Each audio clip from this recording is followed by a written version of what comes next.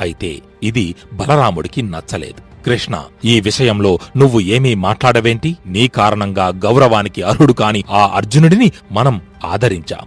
ఇప్పుడు అతను మనల్నే నిర్లక్ష్యం చేసి అవమానించాడు. మన చెల్లెలు సుభద్రను అపహరించి తన మృత్యువును తానే కొని తెచ్చుకున్నాడు. అర్జునుని సాహసాన్ని నేను ఎంతమాత్రం సహించలేను. నేను ఒక్కడినే ఆ కురువంశం మొత్తాన్ని సర్వనాశనం చేస్తాను అని బలరాముడు గర్జిస్తుంటే మిగిలిన యాదవులందరూ ఆయనను అనుసరించారు. అప్పుడు కృష్ణుడు తగిన శాంతి వచనాలు చెప్పి బలరాముణ్ణి, మిగిలిన వారిని శాంతింపజేశాడు. ఆ తరువాత పాండవులు అరణ్యవాసం చేస్తున్న సమయంలో కృష్ణుడు, బలరాముడు మొదలగు యాదవులు వెళ్లి వారిని కలుసుకున్నారు. పరస్పర కుశల ప్రశ్నలు అయిన తరువాత ధర్మరాజు తమ వనవాసానికి గల కారణాన్ని వారికి వివరించాడు. అది విని బలరాముడు ఎంతో బాధపడ్డాడు. కృష్ణ, ఇది చూశావా? ధర్మాన్ని ఒక వ్యక్తి బాగా అనుసరిస్తే మేలు